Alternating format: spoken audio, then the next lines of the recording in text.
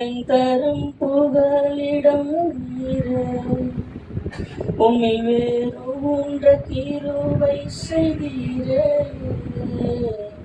பலன் தரும் புகலிடம் நீரே, உம்மை வேறு ஒன்ற கிருபை செய்தீரே. மலர்ந்திடுவேன் நான் கனி கொடுப்பேன், உலகமெங்கும் நான் பலன் கொடுப்பேன்.